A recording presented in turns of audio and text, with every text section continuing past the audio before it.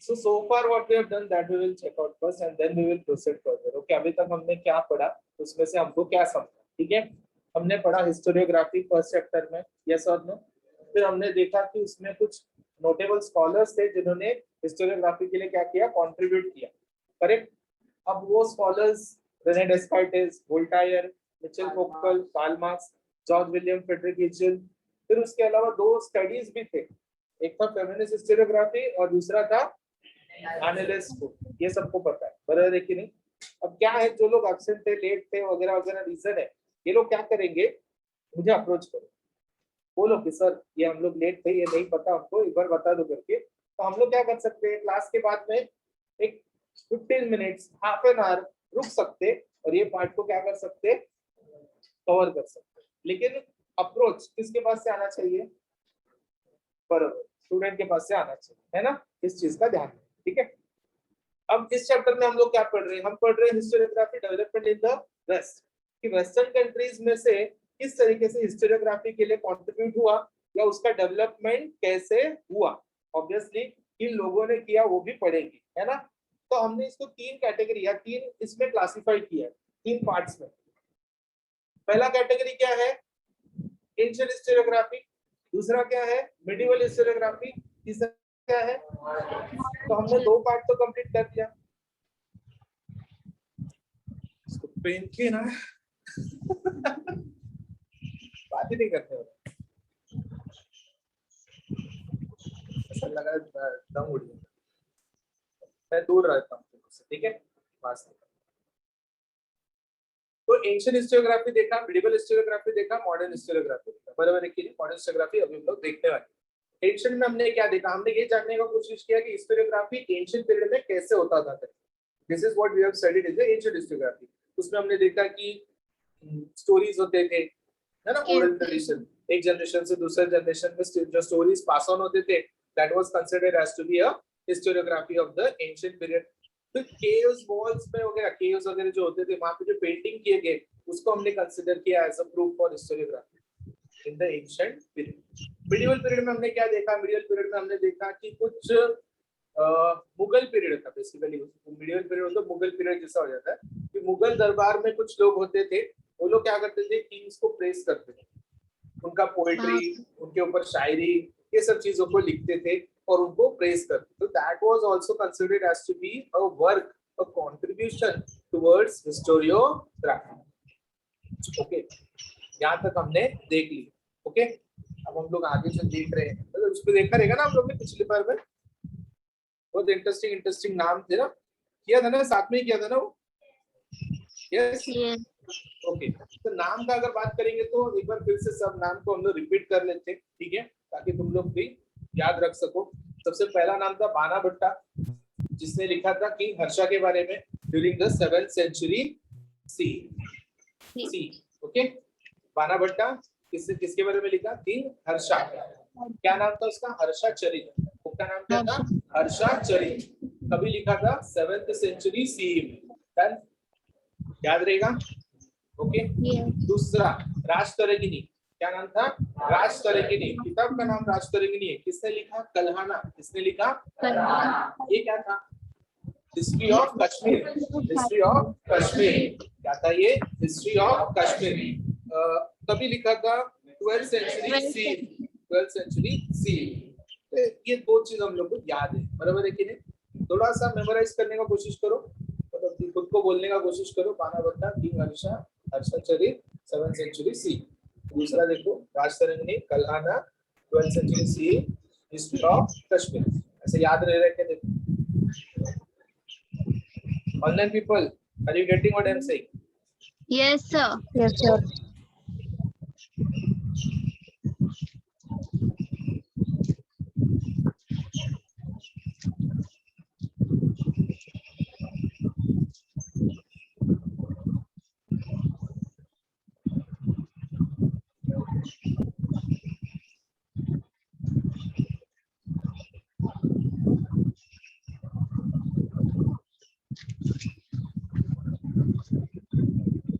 Done, simple सा बात है, ठीक है। फिर ज़हीरुद्दीन बरनी के बारे में पढ़ा हमने, किसके बारे में, ज़हीरुद्दीन बरनी।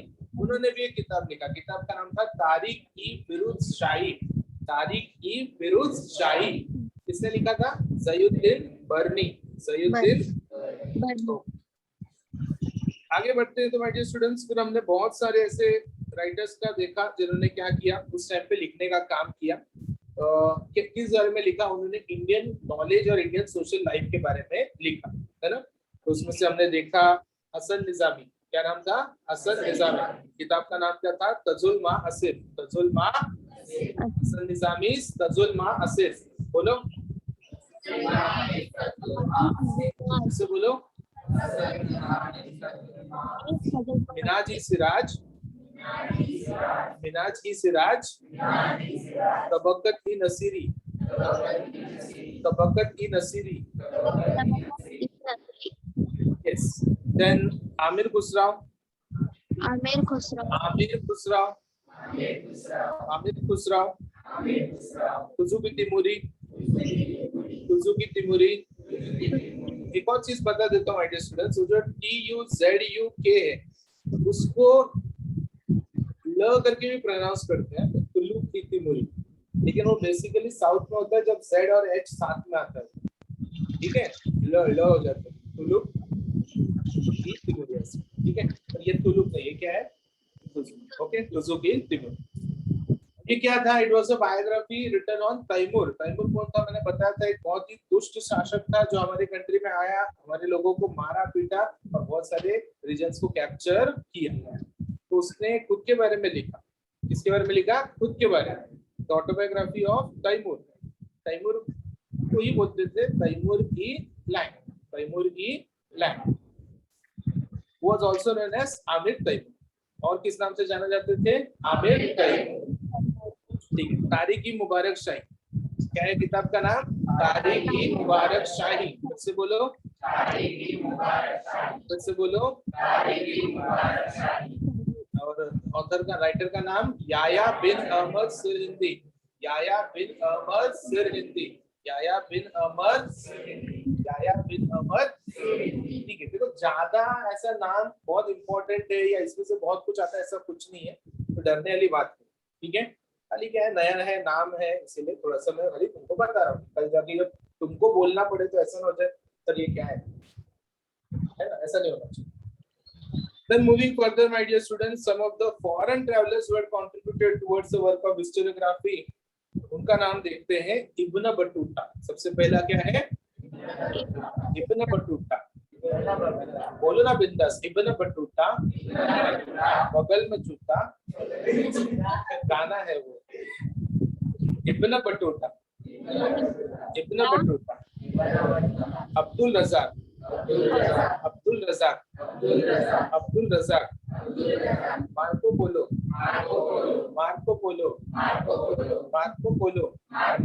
निकोलो कॉन्टाई, कॉन्टी कॉन्टाई, ठीक है।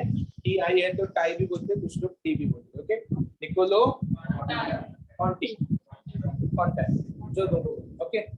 Barbora, Barbosa, Barbora.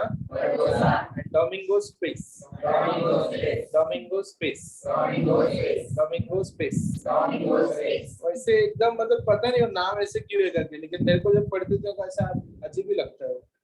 Marco Polo तो ऐसा लगता है मार के बोलो, निकोलो कॉन्टे तो निकोलो एंटी, डोमिनोज पिज़्ज़ा, याद रखने को अच्छा है। अरे वो ये इसमें भी है ना, पिकाचू, क्या है वो, इसमें वो बेडू ब्रदर्स को क्या है, वो पोकेमॉन, पोकेमॉन, पोकेमॉन में जो एक बेडूगन, बल्बोसॉर, हाँ बल्बोसॉर, वही है बल्बोसॉर। ठीक है। Some more historians, ईश्वर दास नागर, बोलो। ईश्वर दास नागर, भीमसेन, भीमसेन सक्सेना, भीमसेन सक्सेना, काफी खान, काफी खान, निकोलाउ मनुसी, निकोलाउ मनुसी, निकोलो मनुसो, ऐसा है। चल देन बाबर का ऑटोबायोग्राफी, सुजुकी बाबरी, क्या है नाम? सुजुकी बाबरी, उन्होंने खुद ने लिखा, तो किसी और का नाम याद करने की जरूरत नहीं। अबुल फजल, क्या है? अबुल फजल व्यक्ति का नाम है। किसके बारे में लिखा? अकबर के बारे में लिखा। किताब का नाम क्या था? अकबरनामा। क्या नाम था? किसके बारे में लिखा? किसके बारे में लिखा? किताब का नाम क्या था? किसने लिखा? अब्दुल नहीं है, अबुल।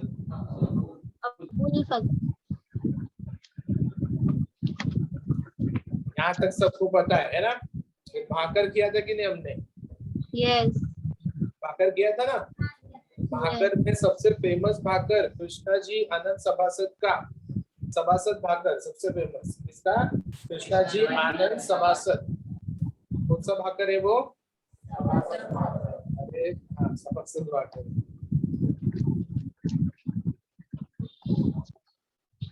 ओके, सभासद भाकर ऑफ कृष्णाजी आनंद सभासद। इसमें किसके बारे में लिखा है?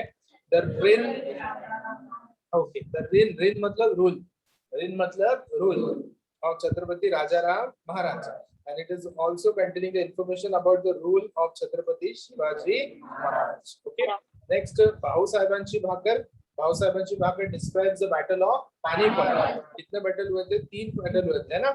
इसलिए एक और भाकर है जिसमें पानीपताची भाकर करके अलग सा लिखा गया है। Then we studied about होलकरांची खाइपियत। किसके बारे में देखा हमने? होलकरांची खाइपियत। ये किसके बारे में? होलकर परिवार के बारे में, है ना? जिन्होंने क्या किया? कंट्रीब्यूट किया टुवर्ड्स द मराठा रूल। यहाँ तक सब क्लियर है क्या?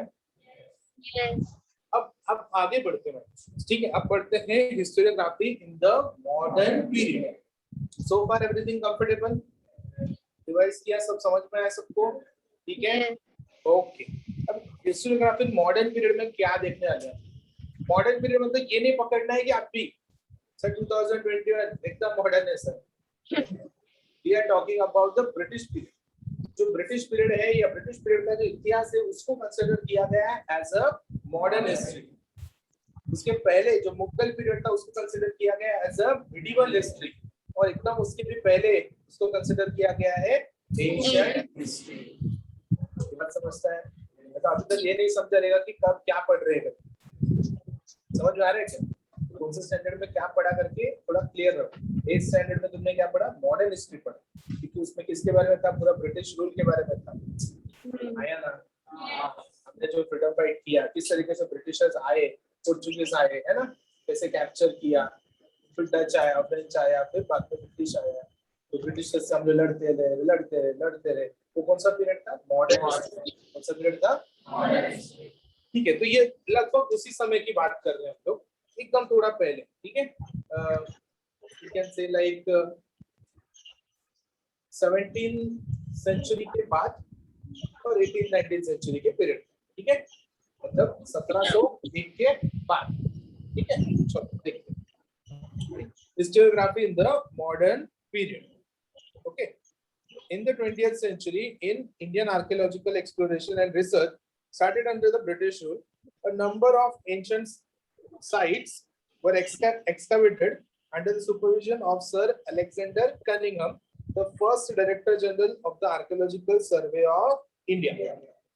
पहला सर्वे हुआ, इसके गाइडेंस के अंडर हुआ सर अलेक्जेंडर कनिंघम। ठीक है, सर अलेक्जेंडर कनिंघम, बोलो सर अलेक्जेंडर कनिंघम। बोलने आ रहा है सबको? डिफिकल्ट तो नहीं है। अलेक्जेंडर कनिंघम, सर क्यों लगा देते हैं? रेस्पेक्ट, है ना? कभी हुआ ये? 20th century. कभी हुआ ये? 20th century. आगे बढ़ते हैं। Okay, archaeological exploration research. Do we understand the meaning of archaeological exploration and research? Archaeological का मतलब मैंने बताया था, जमीन को खोद के कुछ डिस्कवरी करते तो उसको बोलते हैं आर्कियोलॉजी। बराबर है? यहाँ पे जमीन को खोदकर कुछ तो रिसर्च करने का काम शुरू किया गया था during the 20th century. 20th century period होता है 1901 से 2000, मतलब 1901 से 2000 तक का पीरियड होता है 20th सेंचुरी। ये बात समझता है सबको? सबको समझता है ये बात? अगर मैं बोलूं 18th सेंचुरी तो क्या रहेगा पीरियड? 1701 से लेकर 1800, क्योंकि 18 सेंचुरी मतलब 1800, 18 बार 100 किया तो सेंचुरी 18 सेंचुरी होगा, एक बार 100 किया तो, एक बार सेंचुरी किया तो 1 सेंचुरी, 2 बार किया तो 2 सेंचुरी, 3 बार किया तो 4 बार किया तो 8 बार किया तो 1 सेंचुरी बोलेंगे, बराबर है कि नहीं? वैसे 10 बार किया तो बराबर है कि नहीं? तो 10 बार सेंचुरी मतलब 10 टाइम्स 100, 10 टाइम्स 100 मतलब क्या होता है? 1000, 1000 यूनिट मतलब 10 सेंचुरीज। समझते हैं क्या? हम क्या बात कर रहे हैं? हम बात कर रहे हैं 20th सेंचुरी, मतलब 20 टाइम्स 100। तो 20th सेंचुरी का शुरुआत कब होता है? फर्स्ट सेंचुरी का शुरुआत कब होएगा? 01 से होगा ना, 00 से होएगा क्या? 01 से होगा, बराबर है कि नहीं? 01 से लेकर 100 तक फर्स्ट सेंचुरी, बराबर। फिर अगर मान के चलो बैट्समैन ने 101 स्कोर किया, तो वो सेकेंड सेंचुरी होगा या फिर वो फर्स्ट सेंचुरी रहेगा? सेकेंड ना, फर्स्ट तो हो गया ना बाबा, 100 हो गया तो 100 हो गया, लेकिन 99 पे अगर आउट हो गया तो उसको सेंचुरी मानते क्या? उसको मतलब सेंचुरी नहीं कंसीडर करते, लेकिन it is the period of century only, it is the period of first century only. आया ना? चलो आगे बढ़ते हैं, ध्यान दो सब लोग। देविका चिल्ला रहा मैं, तुमको प्यास लगा? सर वो खांसी हुई है इसलिए पानी पिया। ओके ओके, चलो चलो आगे बढ़ते हैं। यहाँ तक क्लियर है? सर अलेक्जेंडर कनिंघम कौन से पता है? Director general of archaeological survey of India. Archaeological सर्वे मतलब ये एक डिपार्टमेंट था, है ना? उसके हेड, उसके डायरेक्टर कौन? Sir Alexander Cunningham. आगे बढ़ो। He chose mainly the sites mentioned in the Buddhist texts for this purpose. अब आर्कियोलॉजिकल रिसर्च का डायरेक्टर बनाया तुमको, तो कहाँ जाके खोदने का? सर इधर खोदना शुरू कर देते हैं, चलेगा क्या? ऐसा नहीं ना, कुछ तो हिस्टोरिकल क्या रहना चाहिए, बैकग्राउंड रहना चाहिए। यहाँ पे कुछ हिस्टोरिकल बैकग्राउंड है क्या? पता नहीं, तो उसका स्टडी करना पड़ेगा। अगर स्टडी किया और पता चला कि अरे हाँ, सेकेंड वर्ल्ड वॉर के टाइम पे यहाँ पे पूरा मिलिट्री लोग का बेस था, तो खोदेंगे तो कुछ तो मिलेगा। आया ना? लेकिन इसका ऐसा कुछ इतिहास है क्या? इसका इतिहास ऐसा कुछ नहीं है। यहाँ पे खेती था। कहाँ पे है इतिहास? उल्लासनगर में है इतिहास। Ulhasnagar was entirely a military camp, and इसीलिए कोलसडी वगैरह साइड है ना, वहां पे तुमको मिलता है खोदेंगे तो।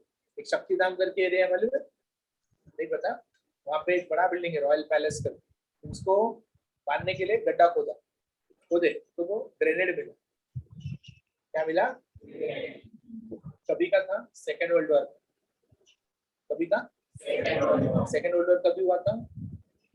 1939। 1939 खत्म कभी हुआ? 1945। अभी क्या चल रहा है? 2021। मतलब सोच के समझो कि कितना पुराना था, लगभग 80 साल पुराना, 80 years old ग्रेनेड मिला। सर उसका हो गया रहेगा ना? नहीं, एक्टिव था। और ग्रेनेड कहाँ बनाया हुआ था? German manufacture. ग्रेनेड जो है इधर बना हुआ था, उधर हाजीमल में लेके जाके फोड़े। हाँ सच्ची में, पेपर में भी है, पढ़ के देखो, गूगल करके देखना, पता था ना? भूल जाते हो तुम लोग जल्दी जल्दी, सब गजनी है क्या? Short term memory loss. Okay चल, तो एक और एक्सकवेशन, तो बुद्धिस्ट टेक्स्ट को एज अ बेस लेकर एक्सकवेशन किया जाता था, क्योंकि उससे पता चलेगा कि कहाँ पे क्या पास्ट हिस्ट्री है। Harappan civilisation was discovered during the tenure of Sir John Marshall. Tenure मतलब term, period.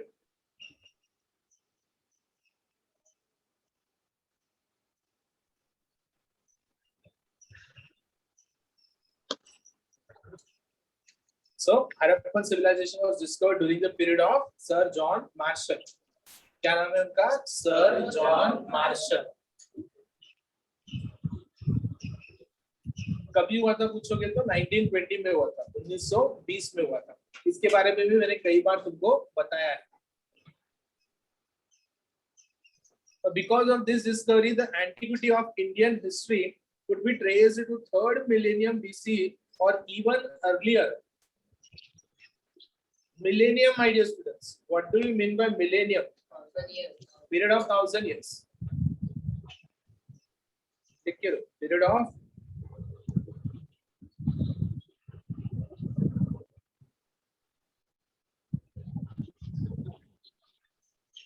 3rd millennium मतलब 3000 BC. 3000 और अभी हम लोग किधर है 2021 में. मतलब अगर यहाँ से मैं पीछे जाऊं तो लगभग 5000 साल पहले. कितने हजार साल पहले? 5000 साल. थे क्या जिंदा? हमारे मम्मी पापा, उनके मम्मी पापा, उनके मम्मी पापा, उनके उनके उनके मम्मी पापा. बहुत मुश्किल है कि नहीं? क्योंकि ज्यादा से ज्यादा हम पकड़ के भी चले तो 100 साल ही पकड़ सकते हैं. मान के चलते हैं कि सभी लोग 100 साल जिए करते तो भी इतना पीछे जा सकते नहीं. मतलब पूरा हमारा सिविलाइजेशन के पहले ये सिविलाइजेशन इस दुनिया में रह चुका है. और इस सिविलाइजेशन के मैंने बारे में कई बार बताया तुमको कि कितना एडवांस सिविलाइजेशन था करके. इनके पास मेकअप बॉक्स तक थे. ऑब्वियसली महिला यूज करती थी, पुरुष. लेकिन पुरुष भी मेकअप करते थे. मेकअप मतलब क्या? सजते संवरते थे. बाल जो है छोटा ट्रिम रखते थे, एकदम एकदम ट्रिम छोटा. मांग जो है सेंटर होता था. ये जो मांग रहता ना तो क्या रहता था? सेंटर रहता था. तो तेरे नाम सबके सब तेरे नाम. लेकिन बाल छोटा रहता था. मतलब ऐसा वो सच्ची का तेरे नाम जैसा नहीं, एकदम ट्रिम रहता था. दाढ़ी भी रखते थे. ऑर्नामेंट्स पहनते थे. ऑर्नामेंट्स मालूम है ना? हाँ, ऑर्नामेंट्स पहनते थे. ये सब आज से 5000 साल पहले भी इंसान करता था. ये सब करता था. समझ रहे हो? तो एक डाउट बड़ा यहाँ पे क्या आता है कि जीसस क्राइस्ट का पीरियड मालूम है तुमको? जीसस क्राइस्ट का पीरियड तो थोड़ा मिस्टीरियस ही है. ये एक एडवांस सिविलाइजेशन 3000 BC, फिर 2000 BC, फिर 1000 BC. बराबर है कि नहीं? और 1000 BC से फिर 900 BC, 800 ऐसे आया ना. रिवर्स आना पड़ता है. BC में रिवर्स आना पड़ता है. एडी में ऊपर की तरफ. समझता है क्या? समझता है? बचपन में तुमने पढ़ा रहना चाहिए. जैसे नंबर लाइन कैसे पढ़ते हो? माइनस से प्लस में आते हो ना, वैसे ये जो माइनस का साइड है उधर उसको BC बोलते हैं. जो प्लस का साइड है उसको AD बोलते हैं. BC मतलब बिफोर कॉमन एरा, या उसको ऐसे भी बोलते हैं बिफोर क्रिश्चियन एरा या बिफोर क्राइस्ट, ऐसे बोलते हैं. तो वो BC मतलब बिफोर क्राइस्ट. AD मतलब after the death of Christ. समझा क्या? AD मतलब after the death of Christ. BC मतलब before Christ, before the birth of Christ. ऐसा पकड़ते हैं. तो क्राइस्ट का पीरियड किधर है बाबा?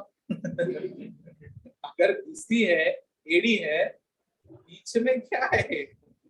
क्योंकि देखो ना, मान के चलो 500 BC, 400 BC, 300, 200, 100, 100 से 50 BC, 50 से 25 BC, 25 से 10 BC, 10 से 9 BC, 8 BC, 7 BC, 6 BC, 5 BC, 4 BC, 2 BC, 1 BC.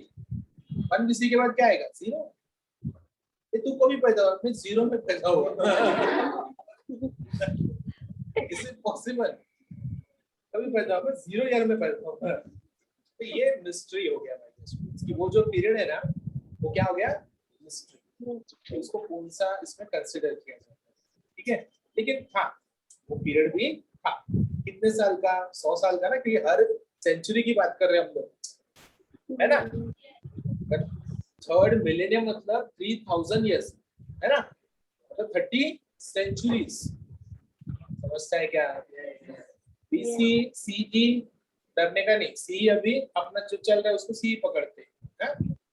BC मतलब बिफोर कॉमन एरा. सी का मतलब होता है कॉमन एरा. AD का मतलब क्या होता है? लेकिन उसको प्रॉपर इसमें बोलते हैं एनो डोमिनी. क्या बोलते हैं? एनो डोमिनी. कहीं पढ़ोगे तो फिर ध्यान में रखना एनो. ठीक है. तो yes, what we have studied कि सर जॉन मार्शल्स गाइडेंस के अंदर क्या किया गया? The discovery of Harappan civilisation was been made which traced back to third millennium, मतलब 3000 years 3000 BC के पीरियड का हमको एक डिस्कवरी मिला। दोनों जन का फोटो यहाँ पे दिया गया है, टेक्स्ट बुक में सबको दिखता होगा, है ना? Yes. चलो आगे बढ़ो। Many British officials in India wrote about Indian history. कितनी अच्छी बात है ना, ब्रिटिशर्स ने हमारे इतिहास के बारे में लिखा, लेकिन सब गलत लिखा सब झूठ लिखा, हमको बदनाम किया। माय डियर स्टूडेंट्स, समझ में आ रहा है क्या? देखो जरा, तुम खुद बोलोगे क्या बात कर रहे हो sir. Their writings display strong influence of the colonial policies of the British. उनका बहुत ज्यादा होल्ड था हमारे ऊपर, ये क्लियरली दिख के आता है उनके राइटिंग्स पे से। उन्होंने जो भी किताब लिखा है, बहुत सारी किताब लिखी है, हम लोग आगे पढ़ेंगे, the history of British India, the history of India, ऐसे बहुत सारी किताब लिखे उन्होंने। हमारा देश इतना बड़ा, देश का इतिहास इतना बड़ा कि एक आध बुक में हमारा देश का इतिहास नहीं समझ पाया। समझ में आ रहा है क्या? तो इनको पार्ट बनाने पड़े, first part, second part, third part, ठीक है? कितने पार्ट बनाने पड़े हम लोग देखते हैं। तो सबसे पहले जिस व्यक्ति ने इंडिया के बारे में लिखा उसका नाम था जेम्स मिल। क्या नाम था? जेम्स मिल। अब इसने जो किताब लिखा उसका नाम था the history of British India.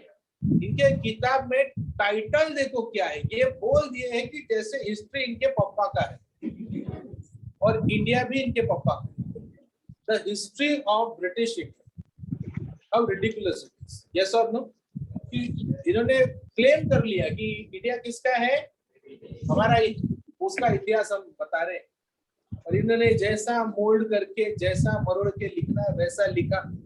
हमारे लोग भी पढ़े और शायद सोच में पढ़े कि ऐसा ही था क्या, हमारा देश ऐसे ही था क्या। फिर कुछ होशियार लोग जो पढ़े उनको पता था कि हमारा देश कैसे था कर, उन्होंने फिर चैलेंज किया कि whatever you have stated in the book, जो भी बुक तुमने लिखा है सब गलत लिखा है तुमने। फिर उसको उन्होंने क्या किया, चैलेंज, ठीक है? उसको हम बोलते हैं नेशनलिस्टिक हिस्टोरियोग्राफी। क्या बोलते हैं? कि हमारे देश के लोगों ने, हमारे देशवासियों ने इतिहास के बारे में लिखा, और वो भी कौन सा इतिहास जो ब्रिटिशर्स ने क्या किया था, गलत लिखा था। तो उसको बोलते हैं नेशनलिस्टिक हिस्ट्री। आगे पढ़ेंगे, ठीक है? तो 3 volumes of the history of British India was written by James Mills, published in 1817. कभी पब्लिश हुआ? 1817, 1817 में पब्लिश हुआ। ऑथर का नाम था जेम्स मिल। जेम्स मिल, किताब का नाम था the history of British India. The history of British India. This was the first book of Indian history written by a British historian. It clearly reflects an absence of objective perspective and prejudice about various aspects of the Indian culture. Prejudice मतलब क्या? Bias, partiality. Prejudice मतलब bias और partiality. मतलब क्या? Britishers अपनी वाहवाही करते थे। अपनी क्या करते थे?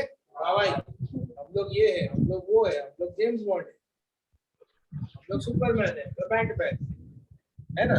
और हम लोग को, इंडियंस को हनुमान तक नहीं बनने देते थे, इतना बुरा हालत करके रखा। I hope you are getting what I am trying to say, कि हम लोगों को बदनाम कर करके वो खुद की वाहवाही कर रहे, ठीक है? और ये चीज हमने डिस्कवर किया, फाइंड आउट किया, और हमने उसको चैलेंज भी किया, ठीक है? अब एक और किताब देखो, the history of India, written by Mount Stuart Elphinstone.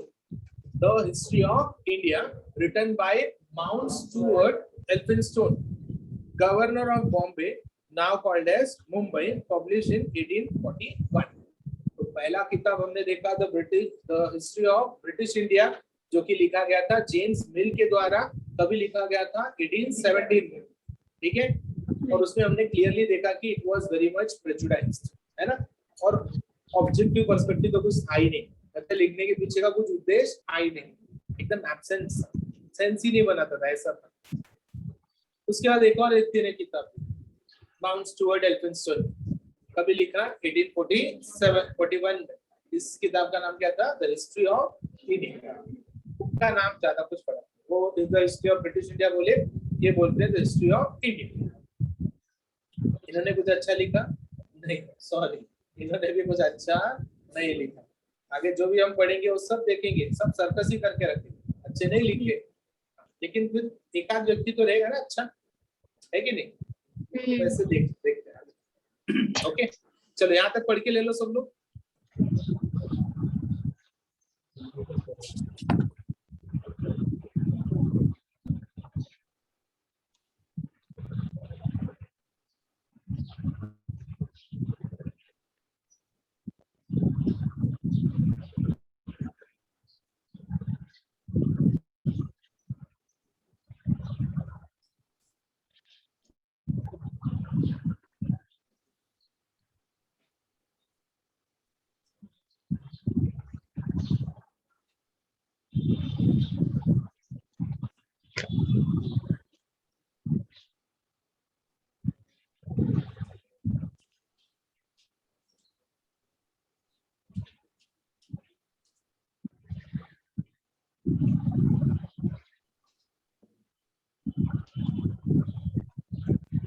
People are online, 14 में से केशव सर, तो उस पे नाम तो आ गए हैं।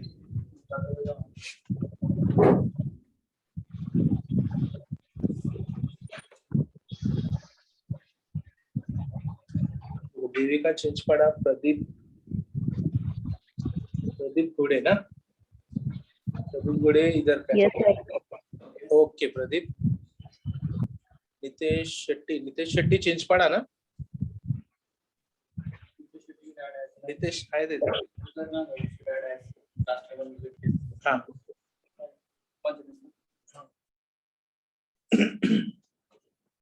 अर्णव खैरे नाम है क्या, एक बार चेक कर। नहीं ना,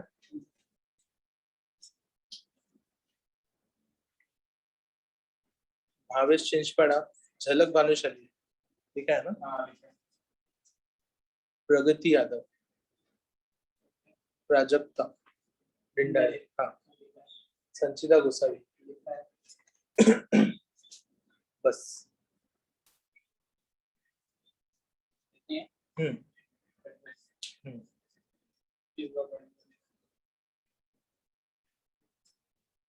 कलेक्शन हो गया तो फिर अटेंडेंस कर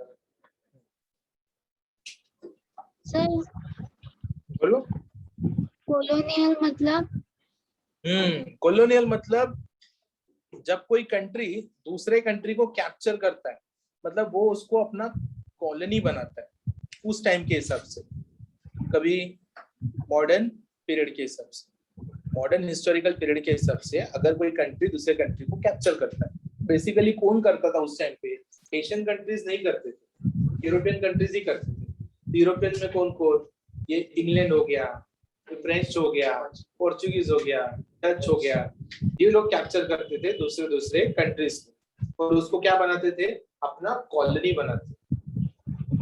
तो उस प्रोसेस को कहा जाता है कॉलोनियलिज्म। क्या बोलते हैं? कॉलोनियलिज्म। समझे? एंटिक्विटी मतलब एंशिएंट हिस्टोरिकल मॉन्यूमेंट्स, थिंग्स, या तो फिर मॉन्यूमेंट्स, वस्तु भी हो सकता है या कोई बिल्डिंग भी हो सकता है, ठीक है, तो उसको antiquity.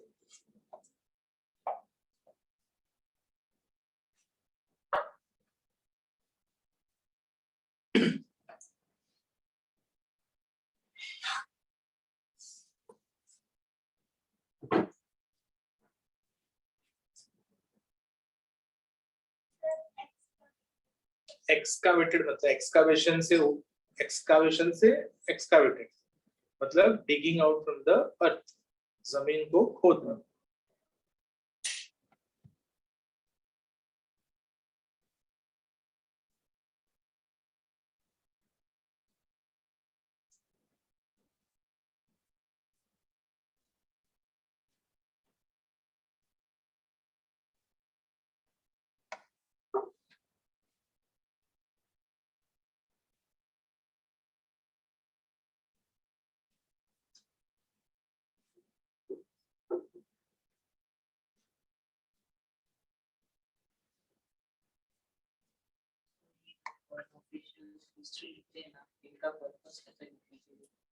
What is the purpose for this Europeans writing the history?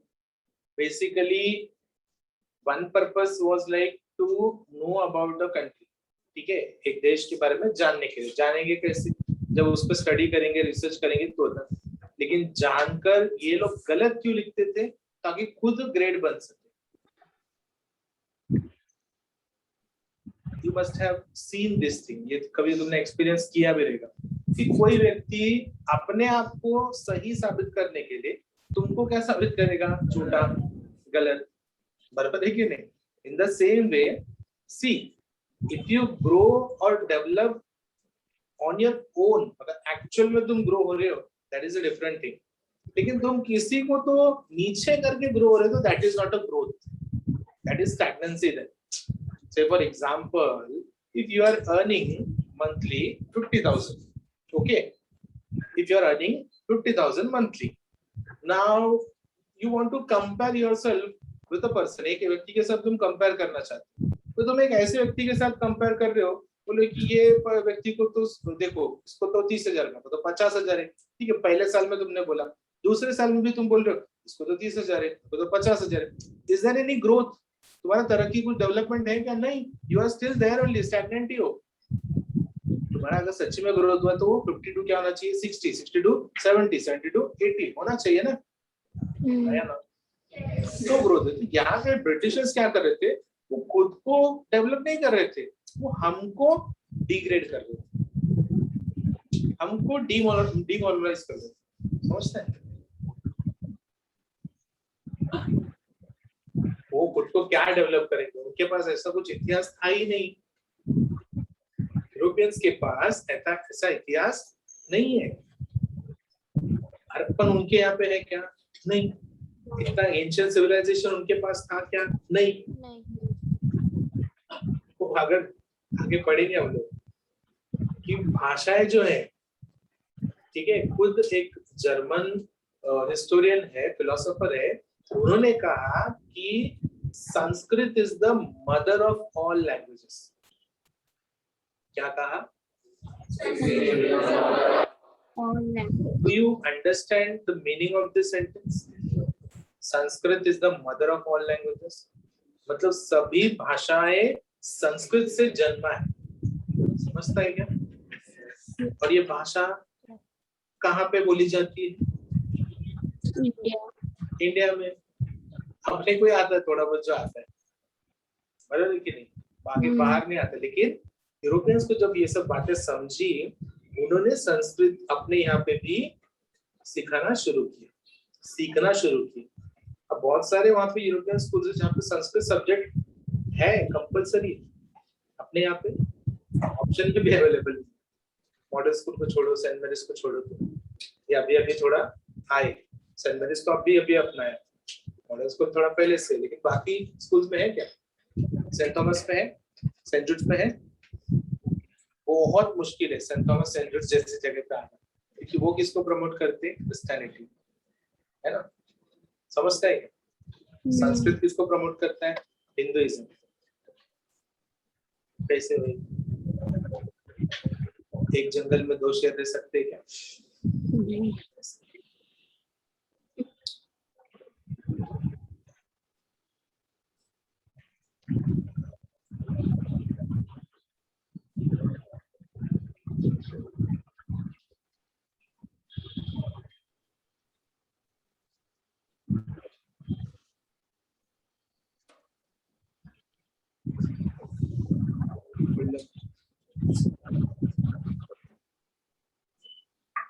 Okay, सो आज के लिए इतना ही हिस्ट्री में से. ठीक है, एक्सटेंड नहीं कर रहा हूँ.